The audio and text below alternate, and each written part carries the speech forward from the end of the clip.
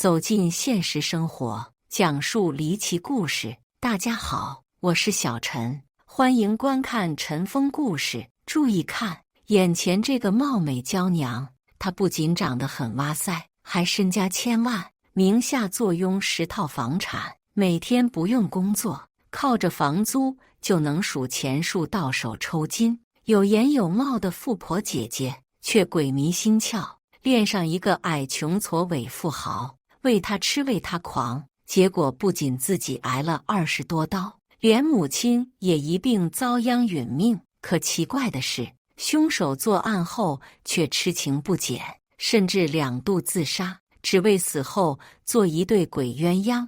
这么奇葩的凶手，你见过吗？既然美女长得美，还有钱，为何惨遭男友毒手，双双殒命的富婆？时间回到2013年6月9日，位于四川广元市苍溪县的公安部门，这天凌晨1点刚过，苍溪县刑警大队警员都被报警声惊了起来，然后浩浩荡荡地冲进位于北门沟的一处小区单元楼内。进入现场后，醒目的红色让侦查员们有了不好的预感。进入客厅后，警方发现遇害女子分别是年约60岁的罗菊芬老太以及她38岁的女儿王艳。罗菊芬和王艳竟死亡多时，地面、天花板，甚至是墙上，目之所及的鲜红。现场的惨烈情况，就连办案经验丰富的民警都无比的恐惧。唯一值得庆幸的是，凶手只在客厅作案。王艳年仅6岁的儿子因为一直在房间睡觉，躲过一劫。可孩子明显已经吓傻，对于现场的情况根本无法表达。经过法医实践，2名死者身中40多刀，其中王艳身中20多刀。可以看出，凶手对王艳恨意比罗菊芬要多得多。据周围邻居讲述，凌晨12点20分左右，听到王艳家中发出了激烈的争吵声。因为当时大多数人都睡着了，所以吵闹声显得格外的响亮。起初，大家以为是家庭矛盾，可听着听着，大家发现不对劲。王艳家中发出尖锐的叫喊声，发觉异常的邻居才组团到现场查看，结果看到的就是浑身是血的王艳母女。遗憾的是，邻居们都没看到猖狂作案的凶手。如此恶劣的刑事案件，一时之间闹得苍溪县鸡犬不宁，警方也立马组织人手，封控所有出入口，生怕凶手逃出苍溪。可警方却感到十分意外，凶手并没有逃跑举动，甚至挨家挨户摸排，也没能找到人。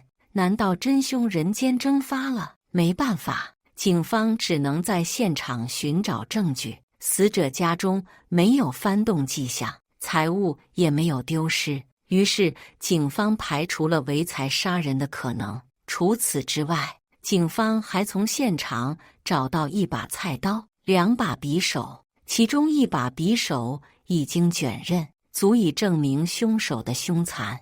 因为现场太过惨烈，警方推断凶手可能2至3人，而且现场血迹分布比较广泛，于是警方推测死者生前应该与凶手有过激烈的搏斗，不排除凶手受伤的可能。果不其然，在现场提取的血液样本中，警方发现除了罗菊芬和王艳2名受害人的血迹之外，还有第3人的血迹。本以为找到血迹的主人，案件就能不攻自破，却没想到人找到了，却发现距离完全破案还有一段距离。凶手身份更是超乎所有人想象。闹着自杀的凶手，四川千万富婆恋上矮穷矬伪富豪，发现对方身份后果断分手，只因删除男友联系方式，就被对方追上门，连砍20多刀，就连6旬母亲也不放过。谁知真凶落网后，两度闹着自杀。这么奇葩的凶手，你见过吗？一下子出了2条人命，凶手不知所踪。没办法，警方只能从2名死者的社会关系寻找蛛丝马迹。据了解，王菊芬的老伴儿已经去世多年，可王菊芬一直没想过再找。王菊芬名下有10套房，平时1套房自己住，其他9套房则分租出去，靠着房租生活的相当滋润。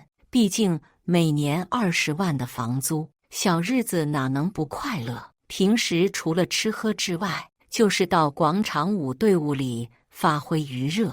难道是租客心生不满，大半夜上门对王菊芬母女痛下杀手？可警方找到9家租客后，却得知租户关系十分友善，平时大家都按时按点交房租，从来没闹过不愉快。眼看着王菊芬身上找不到疑点，那么疑点自然而然就集中到了王艳身上。自从调查王艳后，警方却发现王艳身上的问题可不少。据了解，王艳容貌姣好，还有一个包租婆母亲，结婚前追求者众多，结婚后跟丈夫生了个儿子。丈夫常年在外打工赚钱，而王艳也凭借着优越的家世，从来没上过班。不过，王艳可不是传统意义上的淑女，王艳的脾气相当火爆，而且还酷爱打麻将。但奇怪的是，王艳的口碑很不错，麻友们从来没传过王艳的桃色绯闻。突然，一位麻友告诉警方，就在1个月多前，王艳跟一个姓李的麻友吵过架，只因对方少给1把麻将款，王艳不依不饶地跟对方大打出手。而且爆料人称，李某对王艳有着别样心思，曾经多次对王艳表达爱意。可警方调查后却失望而归。李某在案发时正在外地，根本不具备作案条件。既然凶手不为财，也没有仇恨，那么只剩下一种可能，那就是因为感情问题闹出人命。但一番调查后，知道王艳的人全部口径一致地表示，王艳虽然社交面广，认识的人也比较多，但王艳十分洁身自好，不管玩得多晚都会回家，从来不会跟异性拉拉扯扯。就在案件再次走入死胡同的时候，技术人员传来好消息，王艳的手机号码近几个月来跟一个名叫张波的男人交往密切，两人每天发几十条短信，打10来通电话，俨然就是陷入爱情的小情侣状态。意识到张波跟王艳关系不一般，警方很快就找到张波。可奇怪的是，张波就在案发当天因为自杀被送进医院。难道凶手不是张波？究竟张波因何自杀呢？千挑万选的双面女婿，四川千万富婆恋上矮穷矬伪富豪，发现对方身份后果断分手，却没想到落得个母女双双殒命的凄惨下场。谁知真凶落网后2度闹着自杀，调查后却发现男子身份不简单，这你受得了吗？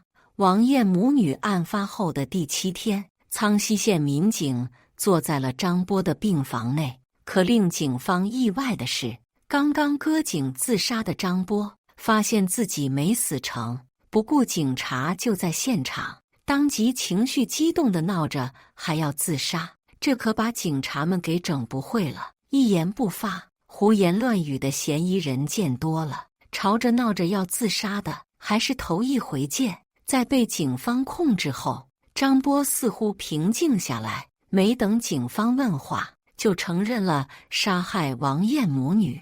而张波之所以吵着嚷着要自杀，目的很简单，就是要去下边跟王艳继续双宿双飞，永远不分离。既然张波爱得深沉，为何不在王艳活着的时候跟王艳继续缠缠绵绵？为何要残忍地将王艳母女杀害？然后再追悔莫及呢？这一切还要从2010年的一场酒局。当时张波遇到了长相艳丽、说话娇滴滴的王艳，仅仅见了一面，张波就无法自拔地陷了进去。为了彰显自己的个人魅力，张波大手一挥，将当晚所有消费全部认下。年少多金的张波靠着买单这一招，成功要到了女神王艳的联系方式。第二天，王艳又邀请张波一起打牌。为了讨美女缓刑，张波手缝极宽，给王艳喂了不少牌，博得美人一笑。尽管张波知道王艳结了婚，还有一个孩子，可张波丝毫不在乎。几次接触后，就花了几千块给王艳买了一条项链，表达爱意。而王艳收到礼物后，当天夜里就给张波发短信约房。就这样，两人厮混到一起。在王艳的认知里，张波是靠着大型挖掘机起家的土大款。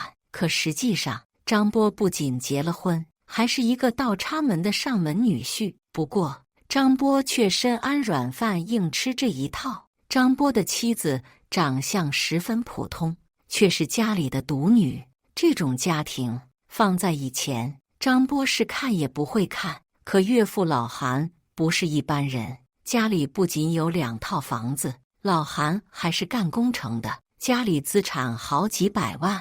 为了躺平享受生活，张波委屈自己倒插门。可张波万万没想到，自己的好日子没享受几天，老韩就断了张波资金来源，坚持让张波出去工作赚钱花，这让张波十分恼火。不过，最终张波还是为了钱低头，吵嚷着要学习挖掘机技术，然后让老丈人掏钱买挖掘机，然后出去单干。得知女婿终于有自己的想法了，老韩也没有拒绝。为了支持张波，不仅掏了首付给张波买了挖掘机，连每个月的28000月供都是老韩帮忙还的。可张波有了钱之后，野心也被岳父给养大了。挖掘机赚的钱全被张波攥在手里，还主打一个不委屈自己，又给自己找了个美貌情人作伴。